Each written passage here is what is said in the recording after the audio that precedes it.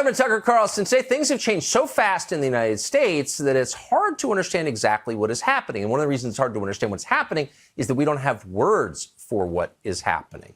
You can't understand something unless you can describe it. Words are the first step to understanding. So the country began to change in very obvious ways right around the time George Floyd died, Memorial Day 2 years ago in Minneapolis. And all of a sudden, you saw large groups of people acting in what seemed to be perfect synchronicity with one another as one, and then trying to enforce a uniformity of opinion on the rest of the country. And the rest of the country, for the most part, went along with it. Nothing like this had ever happened in America, certainly not in our lifetimes. What were we watching? Something new and different, for sure, also something self-evidently threatening to our most basic freedoms and to our human dignity. So what was it? Well, it wasn't really until December of 2021, in a broadcast of the Joe Rogan Experience, that a doctor called Robert Malone described in words what we may have been watching. Here was that clip, which instantly became famous. What the heck happened in Germany in the 20s and 30s? You know, very intelligent, highly educated population, and they went barking mad. And how did that happen? The answer is mass formation psychosis. When you have a society that has become decoupled from each other and has free-floating anxiety and a sense that things don't make sense, we can't understand it, and then their attention gets focused by a leader or a series of events on one small point, just like hypnosis, they literally become hypnotized and can be led anywhere. So Malone goes on to attribute that idea at the core of his description, something called mass formation, to an academic in Belgium called Mattias Desmet, who wrote a book on it, actually, called The Psychology of Authoritarianism. And I want to put a quote up on the screen that gets to the nut of what he's describing, and we're quoting. Mass formation is, in essence, a kind of group hypnosis that destroys individuals' ethical self-awareness and robs them of their ability to think critically. This process is insidious in nature. Populations fall prey to it unsuspectingly. To put it in the words of Yuval Noah Harari, quote, most people wouldn't even notice the shift toward a totalitarian regime. We associate totalitarianism mainly with labor, concentration, and extermination camps, but those are merely the final bewildering stage of a long process. So those words come from, as we just said, a Belgian academic called Mattias Desmet, who we are honored to have join us on the set now to describe what all of us have been watching for the last 2 years. But Professor, thanks so much for coming on. Thank you for inviting me. Is it a little strange to find out that you're famous in the United States? Yes, a little bit, yes. So 10 years ago, I think this would have been considered a kind of esoteric academic theory, you know, relevant to your specific study, but not really relevant to the society that we live in. And all of a sudden, you've so perfectly described what the rest of us have been watching. So before we get into it, if you just tell us who you are and where you're from and how you wound up concluding this. Yes, well, I'm from Belgium, as you said. I'm a professor in clinical psychology at Ghent University. I also have a master in statistics. And that's actually how statistics? In statistics, yes. Huh. Yeah.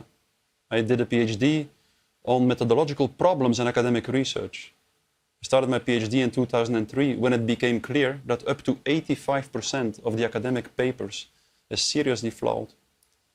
That's what my PhD was all about. And then, when the corona crisis started, I immediately started to study the statistics a little bit. And I immediately got the impression that the mathematical models in the statistics that were used dramatically overrated the dangerousness of the virus. And then, in my opinion, a few months later, by the end of May 2020, this was actually proven beyond doubt. At that moment, the initial mathematical models on which the corona measures were based, the models issued by Imperial College, predicted that by the end of May 2020, in a small country such as Sweden, about 60,000 people would die if the country didn't go into lockdown. And Sweden didn't go into lockdown, and only 6,000 people died.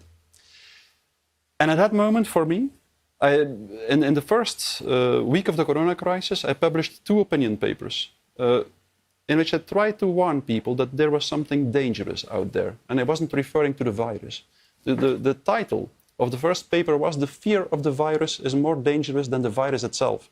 And strangely enough, I tried to show people in what way the statistics were wrong, but nobody really seemed to care about it. And everybody continued to buy into the narrative. And even when, by the end of May 2020, it was proven beyond the shade of a doubt that the mathematical models had been dramatically wrong, the narrative continued, and the society continued to behave as if the mathematical models had been right. And that was the moment for me when I switched my perspective. At that moment, I decided to focus on the psychological mechanisms that could explain why an entire society couldn't see anymore that the narrative they believed in was blatantly absurd in many respects.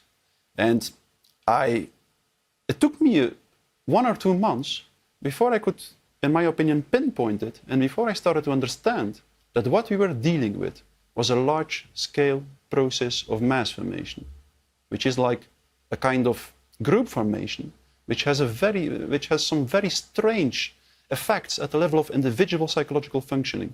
The most important being probably that people who are in the grip of such a process, in one way or another, lose all capacity to take a critical distance of what the group believes in, and this can go extremely far, like during the revolution in Iran in 1979, which was a large-scale process of mass formation in Iran, people started to believe that a portrait of the Ayatollah, whom they considered a leader, was printed on the surface of the moon. And when there was a full moon in the sky, it typically were standing in the streets showing each other where exactly you could see the portrait of the Ayatollah. That's the first strange effect at the level of individual psychological functioning of a process of mass formation. A second one. And Iran in 1979 was not a backward, remote country. It was a very westernized, very well-educated, sophisticated country. Of course, the level of education doesn't play any role, even not the intelligence. Even more, the higher the level of education, the easier, the more vulnerable people are for mass formation. Okay, let me just back up a step. So you said in 2003, you began your PhD, and your main focus was the fact, and you described it as a fact, that 85% of academic papers had serious flaws within them. Yeah. Now, 85% is the overwhelming majority. Yeah, academic papers are the basis of academia. So, I mean, that's a shocking. So maybe that was the first example you saw of mass formation, because how could they not fix that? Yes, well, I published a small book about that in which I tried to show in a very tangible and concrete and simple way why most research methods impossibly can lead to valid results. And what I noticed was my examples were really clear and tangible. Everyone who wanted to see it could see that the methods could only lead to flawed results. And to my surprise, only about 5% of my colleagues wanted to open their eyes and wanted to see what I was showing, and the rest didn't want it. And that was the moment when I started to think about what could possibly explain why people became so blind. And that was the moment when I first started to be interested in mass formation. And exactly the same process repeated itself in the corona crisis. I immediately noticed, like, look, these statistics and these mathematical models can be right. I tried to show it, didn't work, and then started to think about what psychological processes could explain that. And I stumbled upon, or I tried to re-articulate my theory on mass formation in public space then. We had the same experience exactly in the United States on the show in the spring of 2020. It became clear that the original Imperial College predictions, which were the basis of our public policy here in the United States, were completely wrong, and nobody cared. In fact, they reacted with hostility if you pointed it out. Absolutely. So just the predicate here, the background. You pointed to 1979 as an example where this happened in another country with a large group of people. Is this a feature of history? Have we seen this a number of times? Mass formation has existed as long as mankind exists. So there, we've had the Crusades, the witch hunts, the French Revolution, then the mass formations in the Soviet Union, the mass formations in Nazi Germany. So it has existed as long as mankind exists, but for a specific reason, the mass formations became stronger and stronger and stronger throughout the last few hundreds of years. And that's interesting because in the first half of the 20th century, the masses became so strong that, led by certain leaders, they could seize control of the state apparatus. And that's how totalitarian states emerge. Yes. Totalitarian states, Hannah Arendt says, are always a diabolic pact between the masses and their leaders. It's a diabolic pact between the masses and their leaders, and in this way, like a completely new kind of state emerges, which is completely different from a classical dictatorship. In a classical dictatorship, there is a small group of people, a dictatorial regime, who has such an aggressive potential that people are so scared of them that they can impose unilaterally their social contract to society. Yes. But the totalitarian state emerges in a completely different way. In a totalitarian state, there is first the process of mass formation, which is a process through which a certain part of the population, usually about 30%, fanatically starts to believe in a certain ideology. And this phenomenon can be created artificially through indoctrination propaganda. And just to pause, you think that number can be as low as 30%? Yes, usually it is not higher than 30%. Yes. That's scary. That's scary because, yes, but there is always 60 or 65% of the people who do not really go along with the narrative, but who will never speak out, who will always choose the easy way and go along with the people, with this group of people that seems to have the loudest voice. And that's why in the end, up to 95% or even sometimes even more, go along with the totalitarian narrative, with the narrative that led to the mass formation. And there is then an additional 5% that doesn't go along with it, that tries to speak out. And that's extremely important. If you understand the mechanism of mass formation, if you really understand it, then you know what this small group should do. If it makes the wrong analysis, it will be destroyed in the end. The chance is very high that it will be destroyed. If it starts from the correct analysis, it will survive.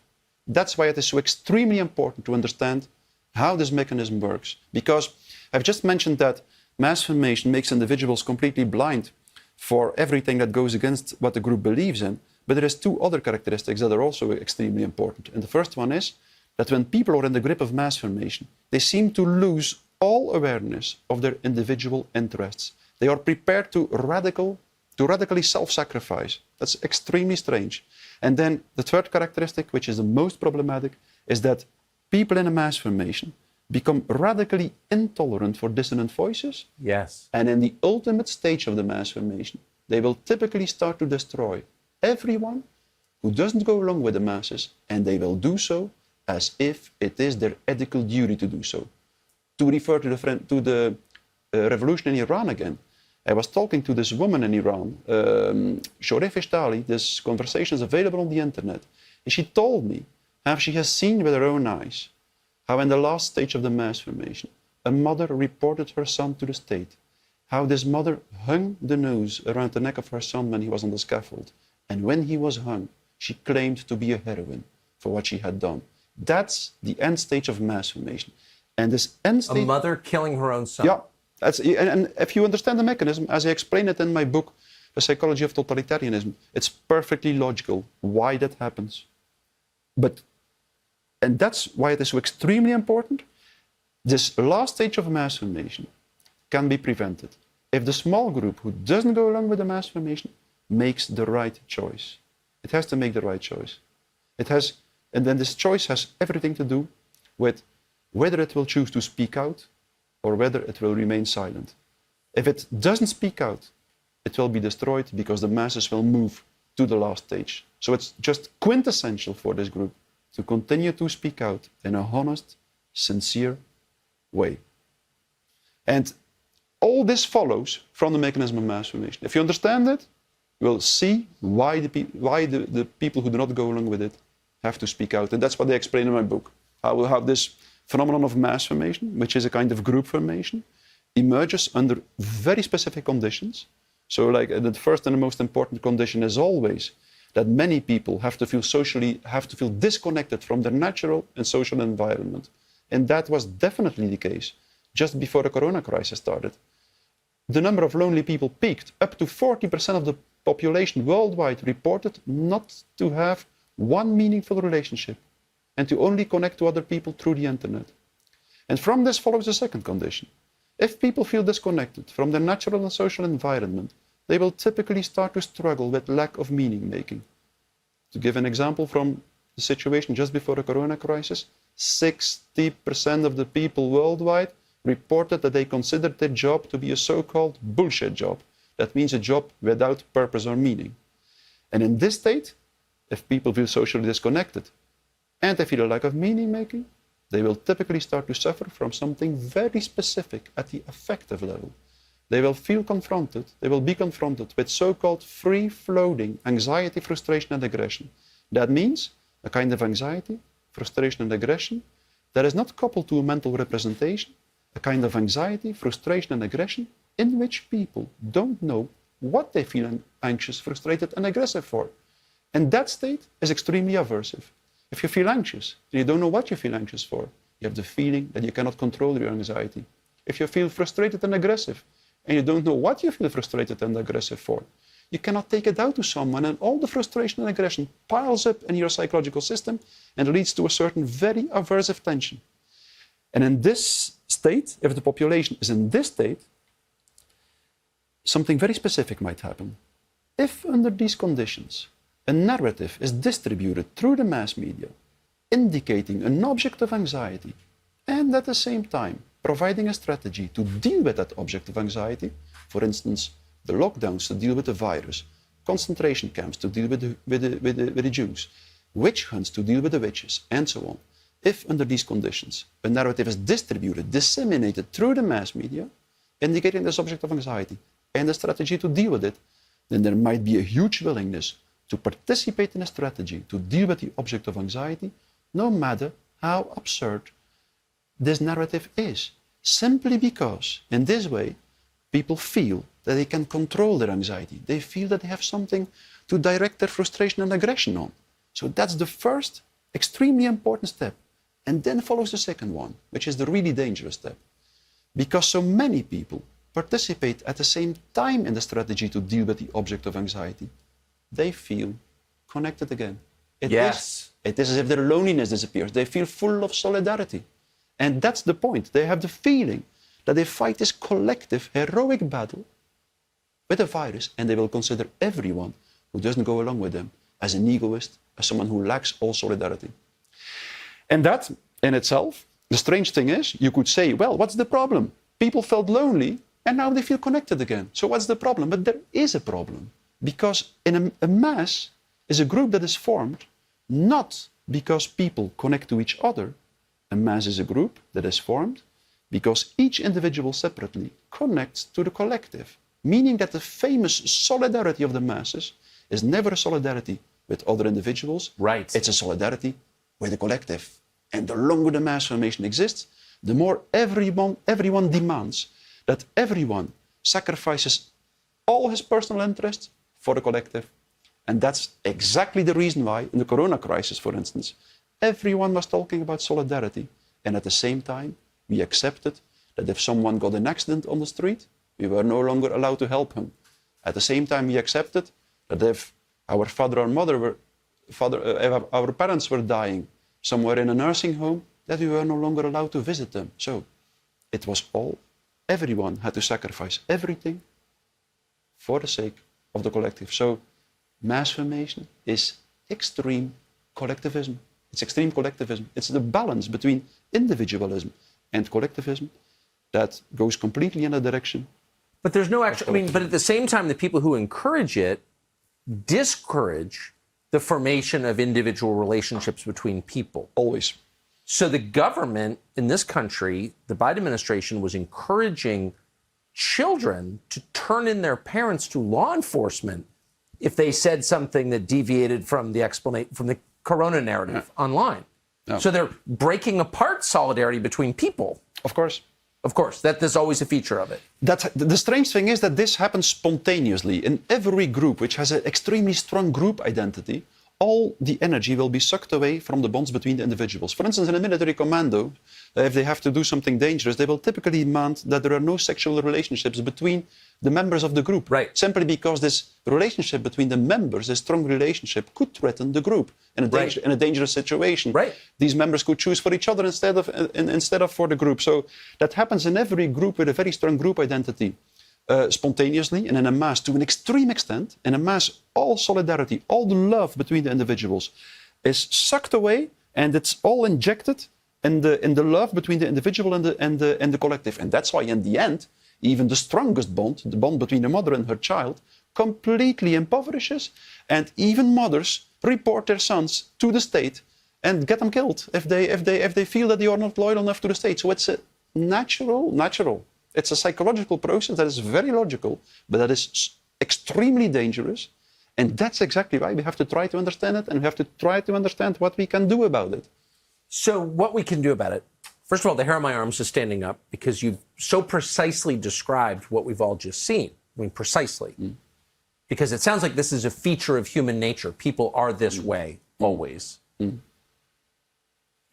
Can you think of examples where mass formation was stopped before it became totalitarianism by a small group of people standing up and saying no? Oh, definitely. You know, the first totalitarian systems in history were the Soviet Union and Nazi Germany in the first half of the 20th century. But there were trends towards totalitarianization at several places in the world. And in most places, they stopped. Well, all through Europe. Yes, they stopped. And the problem in the Soviet Union and in Nazi Germany was that the resistance, at a certain moment, decided to go underground and to stop speaking out in public space. That happened in 1930 in the Soviet Union and around 1935 in Nazi Germany. And within 6 months, in both countries, the destruction campaigns started. Within 6 months, the destruction campaign started. So there is a almost perfect correlation between the resistance that stops to speak out and the start of the atrocities and cruelties in a country. Simply because if you understand the mechanism, then you know, like mass formation is a kind of hypnosis. It's identical. It's exactly the same. In a hypnotic procedure, there is someone, a hypnotist, who focuses the attention of someone else on one aspect of reality, for instance, an object that is swinging on a chain or something. And once the attention is focused on that one aspect of reality, all the rest of reality disappears. All the rest of reality, it is as if the rest of reality doesn't exist anymore. And this mechanism is extremely strong.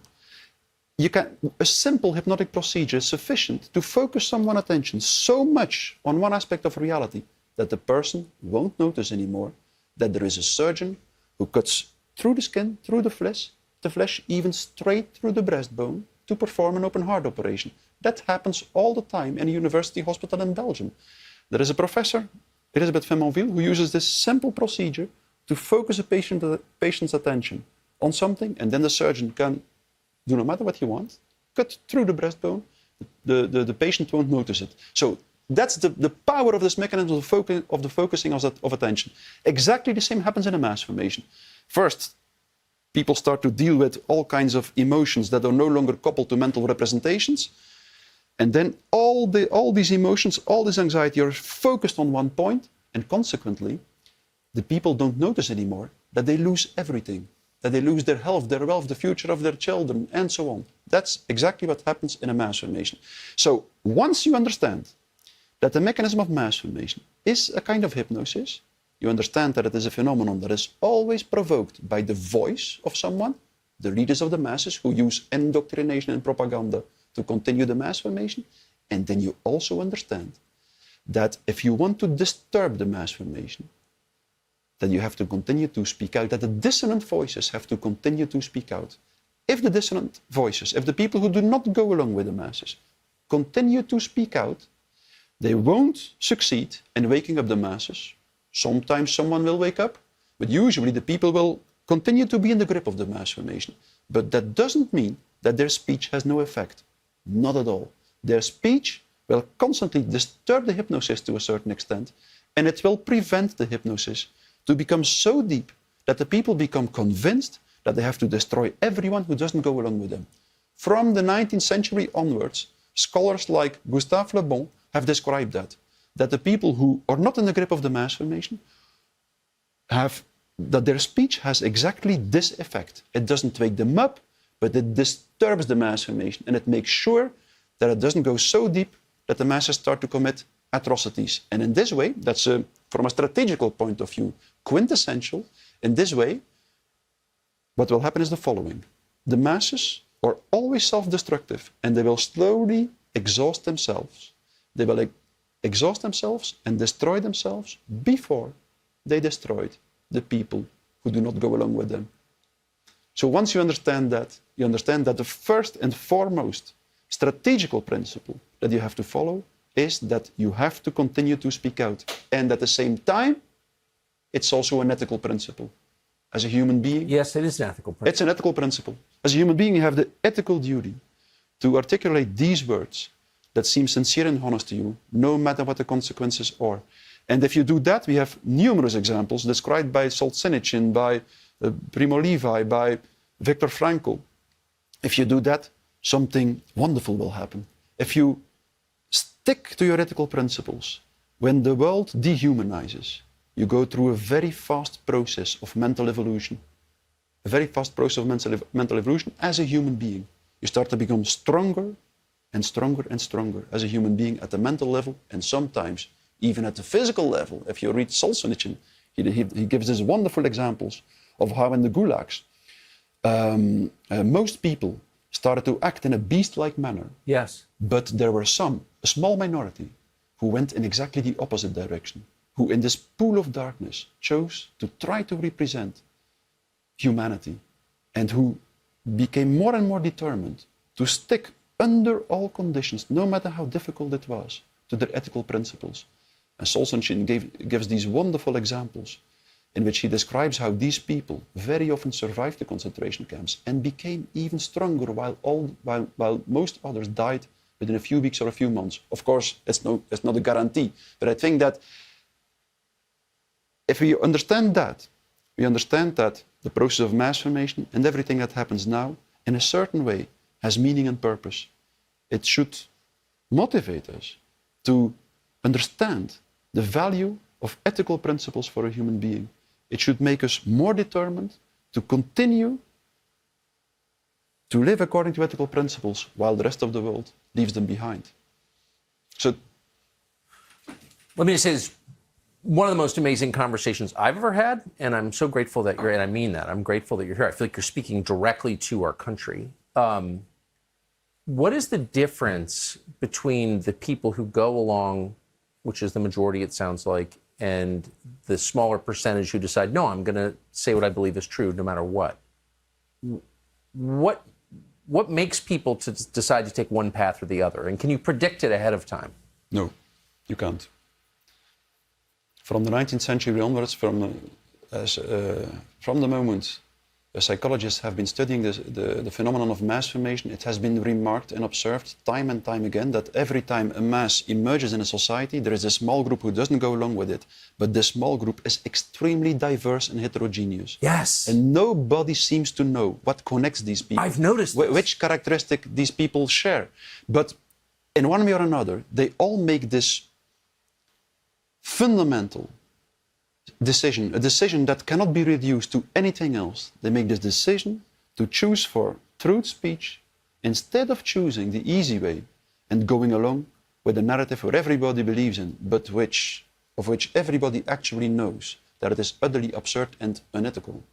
So, because the mass formation, you know, that's very interesting. The reason why people buy into the narrative that leads to mass formation is not because they think that the narrative is correct. Not at all. The reason why they buy into the narrative is because it leads to this new social bond, because it makes them feel connected again.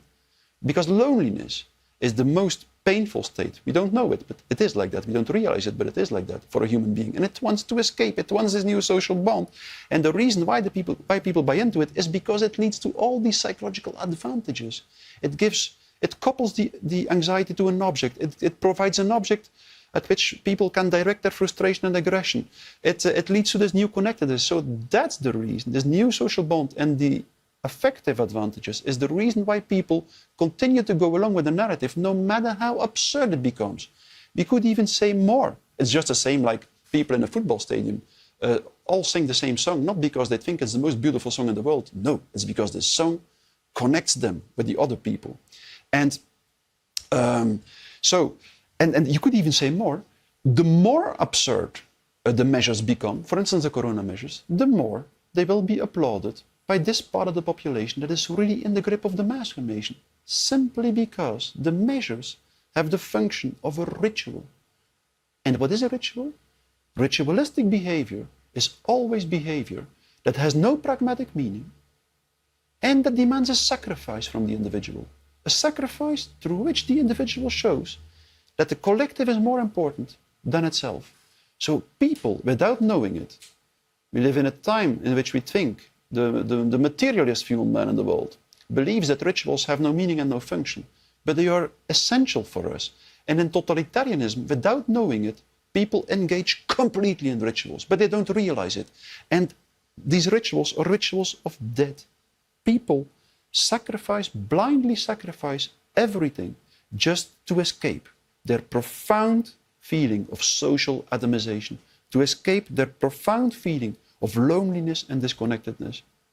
It's a kind of suicidal ritual that is committed. And that's exactly why many people expected that if the corona measures became more absurd, that people would start to wake up. But that usually didn't happen. No. No, simply because people don't understand that unconsciously these measures have the function of a ritual. And the more absurd they are, the purer they fulfill their function of a ritual. That's exactly right. The more unlikely, the more compelling. Yeah, indeed. So then you have to get, I mean, I think this is, again, one of the most amazing conversations I've had ever. But it does raise the question of motive. Like, why did Robespierre do that? Why did Lenin do that? Why did Hitler do that? Why did our own government, not all of whom are evil, a lot of good people, why did they do this? Yes, we have answered the question, I think, why the population goes along with the narrative. Yes. Because there are all these psychological problems and they are solved by the mass summation. But the second question is, why does the elite do it? Yes. and I think throughout the last few hundreds of years, we have seen two things developing alongside each other. On the one hand, the population got in a state where it became more and more vulnerable for mass formation. And this simply has to do with our mechanist, rationalist view on man in the world. Something in our rationalist, scientific ideology disconnects people from their social natural environment. That's what I describe in detail, really in detail, in the first 5 chapters of my book. I describe how it is our obsession with rational understanding, our delusional belief that the mystery of life, the essence of life, can be understood and reduced to the categories of our own rational thinking. It's that delusional belief of the human being that disconnects it from its environment more and more and more and more. And that's exactly the reason there was more and more disconnectedness in the population. That led to the mass formation, which became stronger and stronger and stronger, and in the end made it so strong that totalitarian states could emerge. But at the same time, another process happened at the level of the elite. This mechanist, rationalist view on man in the world created a new elite. An elite which rationally tried to understand the psychological processes in a society and then used this rational understanding to manipulate and control the population. And that's why immediately after the French Revolution, that means after the fall of the Ancien Régime in France, immediately we saw the emergence of modern indoctrination and propaganda. Napoleon was the first one who established a Bureau d'Opinion Publique, a kind of office for propaganda. And then in the beginning of the 20th century, like 100 years later, we saw already these enormous propaganda machineries of the First World War. And it became worse in the Second World War, and now it's even much, much, much more worse. Our entire public space is saturated with indoctrination propaganda constantly, simply because it's strange. If you read the works of the founding fathers of indoctrination propaganda, such as Lippmann, Trotter, Bernays, then you hear how these people think in the following way. They say, well, since modern democracy, the political leaders are not true leaders anymore. They have to be elected, meaning that they have to follow the masses. So they can never control the masses.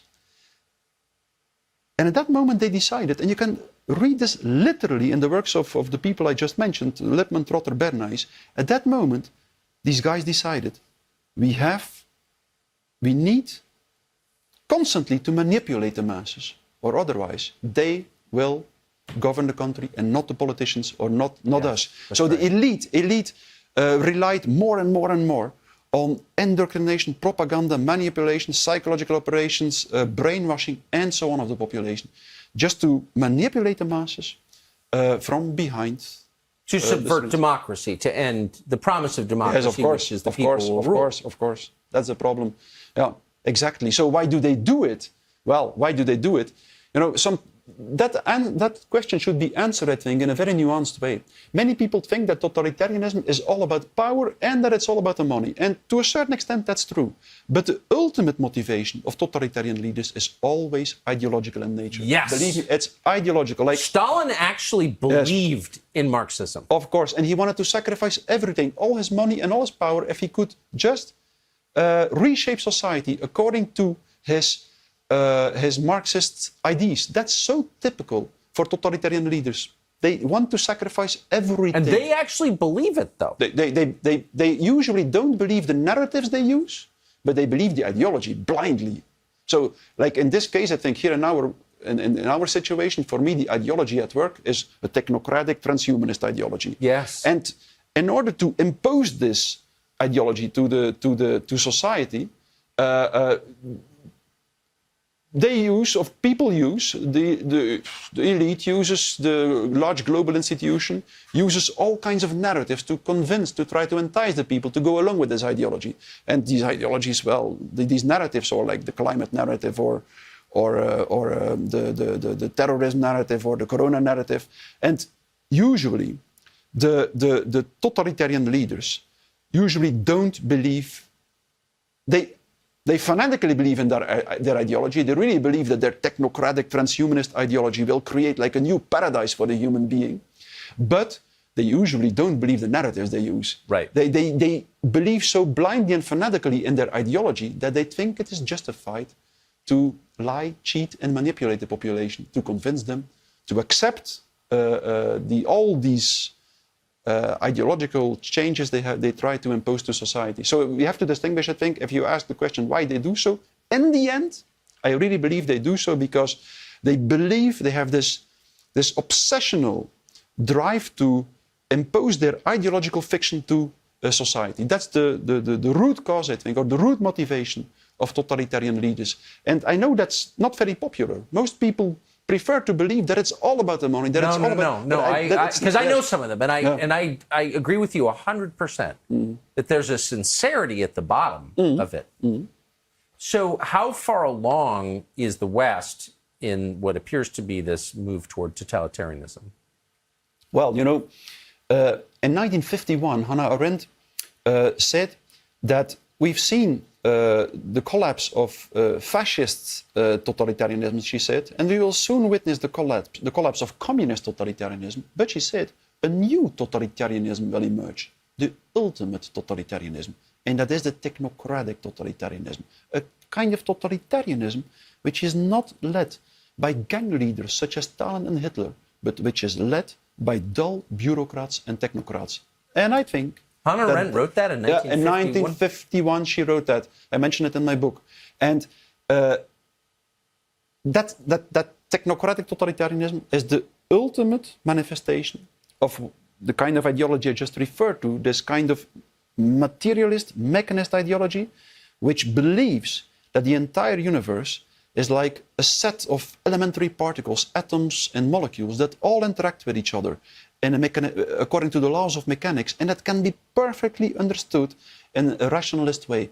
If you start from such a view on man and the world, then the logical conclusion is that this universe machine and this machine-like society should be led not by democratically elected politicians, but by technocratic experts who possess the rational knowledge to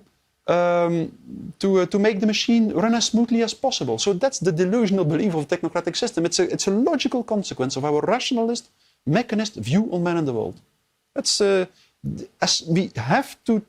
The real enemy, for me, is not the elite. It's that ideology, that rationalist view on man and the world, that on the one hand created a new kind of population which was so vulnerable for mass formation, and on the other hand created an elite which delusionally started to believe that it could manipulate, cheat, control, tried to steer everyone in society. So that at the root cause of the problem is this mechanist ideology, which always presents itself as science, but which has nothing to do with science. But how did you, I mean, given your job description, I mean, you're a prime candidate for believing that. Everyone in your world believes that. Why don't you believe that?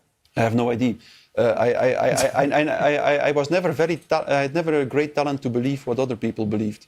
In one way or another, I always try to think with my own head.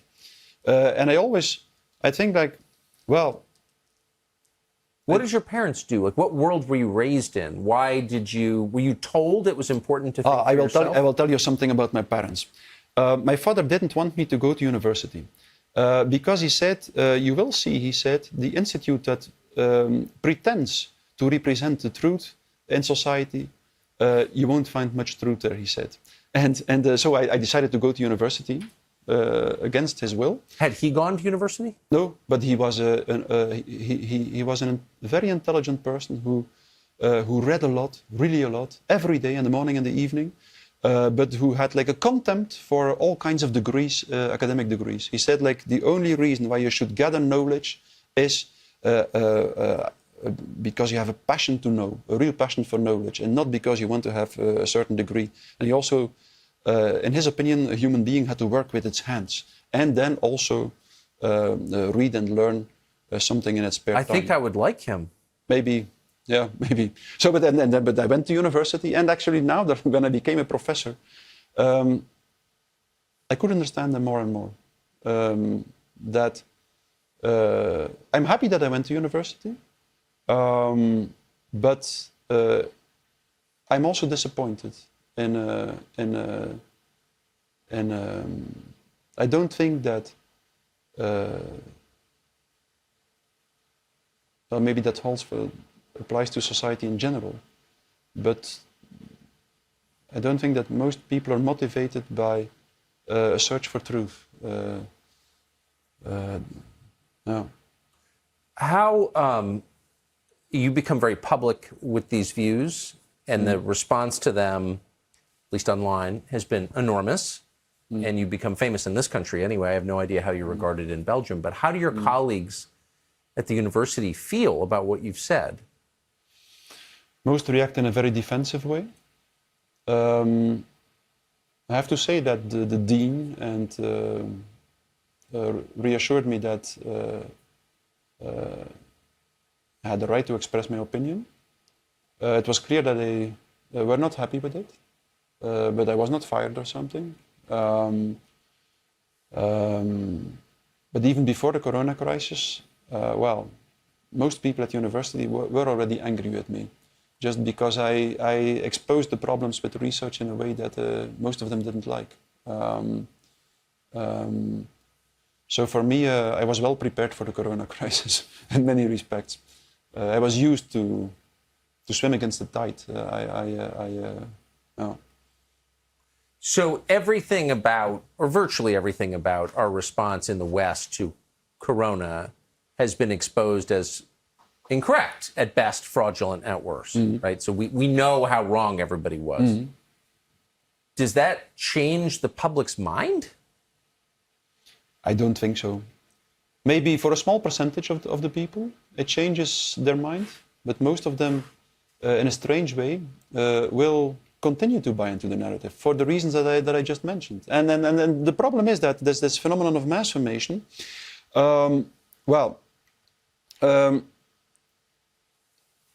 Mass formation, the cause of mass formation is loneliness, but mass formation itself, if you think about the mechanism that I just explained, because it sucks all this energy away from the social bond, creates even more loneliness. Yes. And that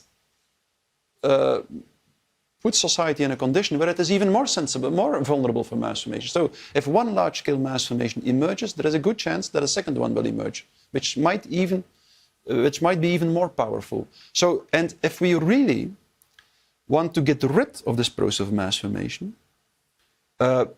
we really will have to do something. We really have to move beyond this rationalist view on man and the world. I mean it. That's the ultimate cause. As long as we continue to believe that we can reduce the mystery of life around us to our rational understanding, we will continue to disconnect from our environment, and we will continue to be vulnerable for mass formation. So what is the accurate position? If we're telling, our leaders are telling themselves, I can fully understand people, they're merely collections of atoms, and I can guide them toward utopia. What should be our attitude toward people? Like, what's the correct way to view? We will have to educate them in such a way that they start to see that they start to develop the capacity to connect to the world in a different way.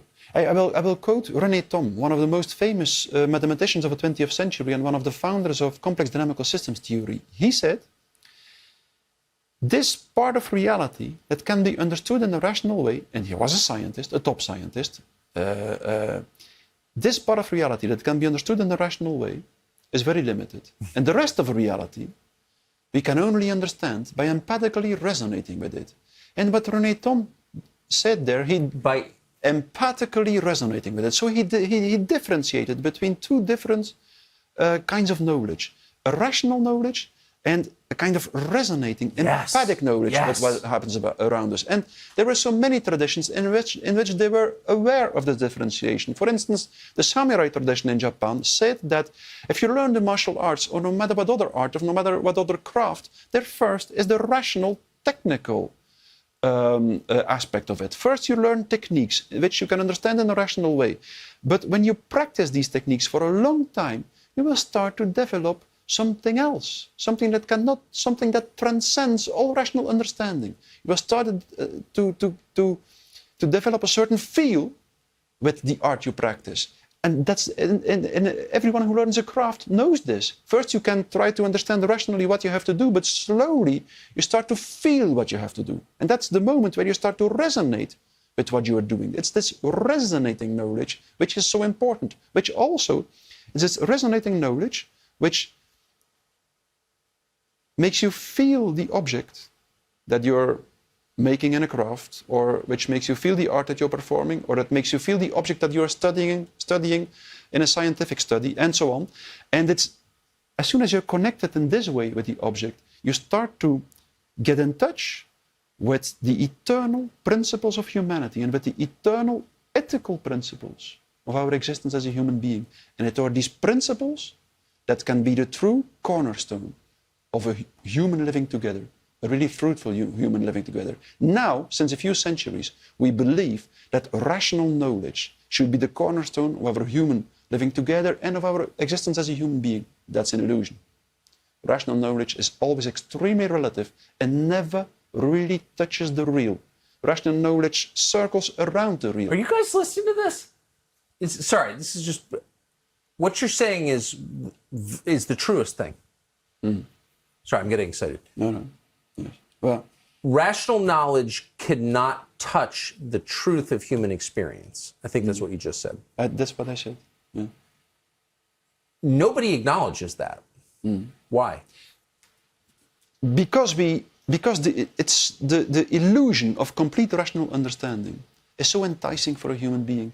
It makes him believe that he is almighty. It makes him believe that he will be able to explain everything, that he will be able to understand everything, that he will be able to manipulate everything, to control everything. It makes him believe that he will be able to live forever, to live eternally, and eternal happiness. If you read the books of someone like Yuval Noah Harari, then you see this transhumanist ideology, which is only the contemporary version of the mechanist ideology, really believes. It believes that man can become God. That's the problem. Yes. Through rational understanding. And that's, of course, it's extremely enticing for a human being to believe that. But at the same time, it's what destroys life, because the essence of life, and all seminal scientists have concluded exactly that. They said you can understand rationally something of reality. Think of people such as Max Planck, Niels Bohr, Heisenberg, Schrödinger, Bohr, everyone, all seminal scientists concluded the same. You can understand a certain part of reality rationally, but the essence of life, I give many examples in my book, the essence of life escapes rational understanding, meaning that, strictly logical, meaning that if you reduce life to rational understanding, you kill the essence of life. Yes. Inevitably, inevitably. And that's why it's so destructive. That's what we see now. We see a radical destruction of life. Are you a man of religious faith? I was an atheist when I was 18 years old, from my 16 to my 20 years old, because just I didn't like it to be an atheist, but I really believed, like, okay, what would the universe be if not a system of material particles, of atoms that interact according to the laws of mechanics? There is just no possibility that the universe could be something else. The universe is a material phenomenon, and it can be understood according to the laws of mechanics. It can be strictly rationally understood. And then slowly, while reading all kinds of scientific theories, I slowly started to see that the seminal scientists all started from this rationalist ideology, but that they all left it behind, one by one, that they all concluded, no, the essence of the universe is not material in nature. No, you cannot understand, it's not mechanist in nature. If you, like someone like Niels Bohr said, the Nobel Prize winning physicist who studied the elementary particles his entire life, he said, he studied atoms, the behavior of atoms his entire life. He said, when it comes to atoms, language can only be used as poetry. And he was dead serious. He said, this behavior of elementary particles is so intrinsically irrational, transcends all rational understanding, that you need poetry or mystical discourse to resonate with it, to have a certain feeling with it.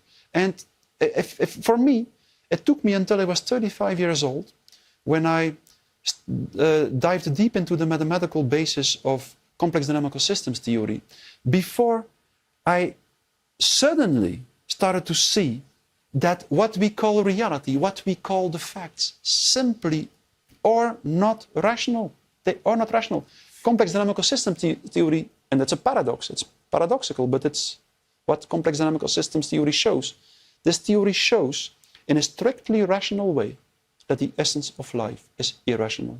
Literally, that all complex dynamical phenomena in nature, and that's most phenomena in nature, behave like an irrational number in mathematics. They are unpredictable. For instance, a complex dynamical system such as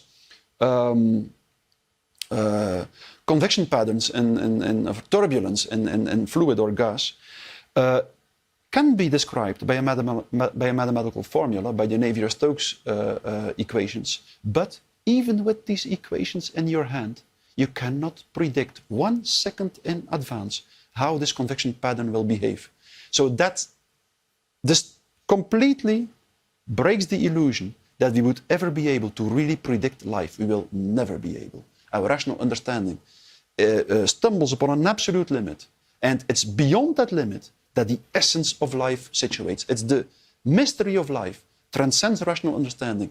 And if you continue to build that wall around you of logical reasoning, because logical reasoning is really building a wall around you. You connect the one logical idea to the other, and in this way you isolate yourself from your environment. But as soon as you start to become humble enough, and as soon as you start to become aware of the fact that your rational understanding is limited, it is as if literally all these logical building blocks slide away from each other a little bit, and as if the eternal music of life can go through the holes of the wall and can touch the strings of your body and your soul. And it is at that moment that you can start to resonate with the mystery of life around you, with the eternal spirit of life. And it is exactly at that moment, I experienced that in my own life, that you can start to tolerate the idea of death and dying. And that's the most elementary disease of our society, because we believe, we are so obsessed by rational understanding, we don't know anymore what to do with the idea of death, dying, suffering. Yes, that's right. It's exactly right. And we deny it. We pretend it's not real. And that gives rise to great anxiety, don't you think? Of course. It leads to a certain anxiety. It leads to an incapacity to accept that life is risky sometimes, that we might lose something. It leads to, in a strange way, at the same time, people reduce this life to something complete, or the rationalist ideology reduces this life to something completely meaningless, to a biochemical process in our brain or through a biochemical process in our body, and at the same time we cling to this life as if it is the only thing that counts. So that's a paradox. Yes, it is. It is. Yes, it is a paradox. So where did it lead you from atheist to what? At least it led me to someone who understands that we should be humble enough to know that we will never, that our rational understanding is important, but that it is only the first stage and that it should never be the goal in our lives. There is something that transcends rational understanding that is much more important. And I also believe that it made me, I will quote Max Planck, also a Nobel Prize-winning physicist. He said, "I've spent my entire life in the laboratory investigating elementary particles, and I came to the conclusion that our rational understanding is extremely limited, and that in the end, the only thing that counts is something that transcends rational understanding. That in the end, it's a contact with something that we can only resonate with." He said it in a very literal way, and he said that's something that transcends all rational understanding. I will be clear, he said, for me is a personal God. He said a personal God. So he said, in my opinion, in my experience, science ultimately arrives where religion once started, in a contact with something that transcends all rational understanding. And that something, he said, that transcends all rational understanding, for me is a personal God. That was how Max Planck put it. It is a wonderful book. You should read it. It's so wonderful. It's a wonderful book in which he shows, or in which he describes an experience that most seminal scientists have experienced. Namely that if you follow reason and if you really push rational understanding to the limit, you suddenly arrive at the limit, and it's there that the real journey of life starts. Yes. Do you have hope for the West that we can stop what seems inexorable, unstoppable? Of course, yes. I'm realistic in the short term. I think that the years to come will be difficult years, very difficult years. How? I think that this technocratic system and this rationalist ideology will impose itself in a radical way to our society. Everyone who doesn't want to go along with it will be excommunicated, I think. But if this group makes the right choice, and the most important thing is definitely that it should choose to continue to speak out, I mean it. We should continue to speak out, no matter how difficult it becomes. It will survive, and it will, after a while, it will be able to deliver the real ethical principles that have the potential to organize a society in which human beings can live a life worthy of a human being. I think that's what awaiting us, I think. How deep is your commitment to saying what you believe is true? I mean, is there any circumstance where you would stop speaking? I don't think so. Period. You know, yes, I don't think so. What I experienced throughout the last 2 years showed me something that for me is the most important thing in life. I lost some things. I was, to a certain extent, kicked out of some academic commissions and so on, because people didn't want to be in the same academic group as me anymore. But the more I continue to speak out, and I always try to do so in a calm and quiet way, I think that's important. Yes. We should try to speak out in a sincere and honest way, not because we are convinced that we are the only ones who know the truth or something. No, just because we want to live up to this ethical duty of articulating the words that, to the best of your own understanding, are true words, sincere words, and honest words. And while I try to do so time and time again throughout the last 2 years, or 2.5 years, I started to feel that like a soft, warm power become stronger and stronger in myself. Yes. And I started to feel that we indeed might lose a lot, But we shouldn't care too much about that. We should make sure that we don't lose the only thing that is really important for a human being. And it is exactly this feel with the eternal principles of life, with the eternal, you can call it no matter what you want, with what transcends all rational understanding, with truth. The truth. That's the only thing that we should really care of and make sure that we don't lose it. All the rest is of secondary importance, I think.